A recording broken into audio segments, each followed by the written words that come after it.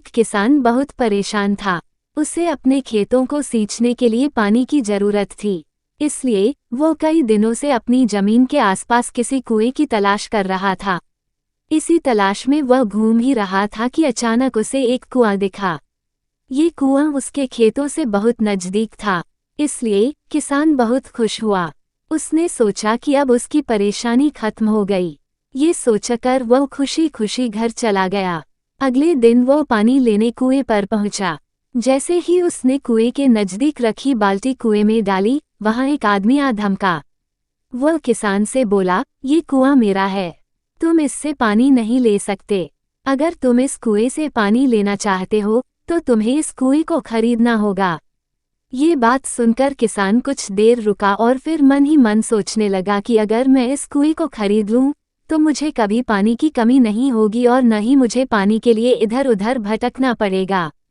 फिर क्या था, दोनों के बीच एक रकम तय हुई। किसान के पास उतने पैसे तो थे नहीं, लेकिन वह यह मौका छोड़ना नहीं चाहता था। इसलिए किसान ने उस आदमी को अगले दिन वह रकम देने का वादा किया और घर की ओर चल दिया।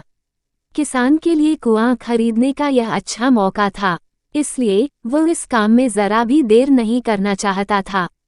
घर पहुंचते ही उसने अपने करीबियों और दोस्तों से इस बारे में बात की और कुएं के लिए तय हुई रकम का इंतजाम करने में जुट गया। थोड़ी भागदौड़ और कोशिश के बाद आखिरकार उसने वह रकम जमा कर ली। अब वो पूरी तरह से निश्चिंत हो चुका था कि उसे कुआं खरीदने से कोई नहीं रोक सकता। जमा हुए पैसों को लेकर वह फिर घर चल दिया। उसे बड़ी बेसब्री से इंतजार था कि कब रात खत्म होगी और वो कुआं खरीदने जाएगा। इसी सोच में वो पूरी रात सो नहीं सका। अगले दिन सुबह होते ही वो कुआं खरीदने निकल पड़ा। उस आदमी के घर पहुंच किसान ने उसके हाथ पर पैसे रखे और कुएं को खरीद लिया। अब तो कुआं किसान का हो गया था, तो फिर उसने पानी निकालने में देर नहीं की। जैसे ही किसान ने कुएं से पानी निकालने के लिए बाल्टी उठाई, उस आदमी ने फिर बोला, ठहरो, तुम इस कुएं से पानी नहीं निकाल सकते हो। मैंने तुम्हें कुआं बेचा है, कुएं का पानी अभी भी मेरा है। किसान मायूस हो गया और न्याय के लिए राजा के दरबार में शिकायत करने पहुंच गया। मालूम है उस राजा का नाम क्या था? राजा अकबर। राजा अकबर ने उस किसान की पूरी कहानी सुनी और फिर उस आदमी को दरबार में बुलाया जिसने वह कुआं बेचा था। राजा का फरमान सुनते ही वो आदमी भागा भागा दरबार में हाजिर हो गया। राजा ने उससे पूछा, जब तुमने इस किसान को अपना कुआं बेच दिया तो फिर इसे पानी क्यों नहीं लेने दे रहे हो? आदमी बोला, महाराज, मैंने इसे केवल कुआं बेचा था, पानी नहीं। ये बात सुनकर राजा भी सोच में पड़ गए। उन्होंने कहा कि बात तो ये पते की कह रहा है, कुआं बेचा है, पानी तो नहीं। काफी देर सोचने के बाद जब इस समस्या को सुलझाने में वह नाकाम हो गए तो उन्होंने बीरबल को बुलाया।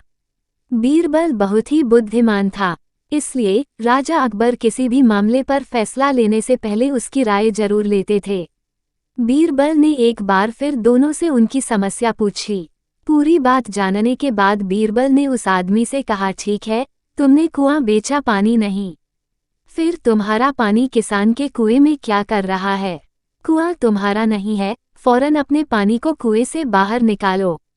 बीरबल का इतना कहते ही उस आदमी को समझ आ गया कि अब उसकी चालाकी किसी काम नहीं आने वाली। उसने राजा से फौरन माफी मांगी और माना कि कुएं के साथ उसके पानी पर भी किसान का पूरा अधिकार है। ये देखकर राजा अकबर ने बीरबल की बुद्धिमानी की तारीफ की और कुआं बेचने वाले आदमी पर धोखेबाजी के लिए जुर्माना लगाया। कहानी से सीख। किसान और कुएं की कहानी से पता चलता है कि अपने आप को दूसरे से अधिक चालाक नहीं समझना चाहिए। साथ ही धोखा देने की आदत से भी दूर रहना चाहिए, क्योंकि कोई ऐसा भी हो सकता है जो आपसे भी अधिक बुद्धि का इस्तेमाल करना जानता हो। ऐसे में आपका धोखा पकड़ा जाएगा और आपको अपने किए का भुगतान करना होगा, जैसे इस कहानी के अंत में कुआं बेचने वाले आदमी को करना पड़ा।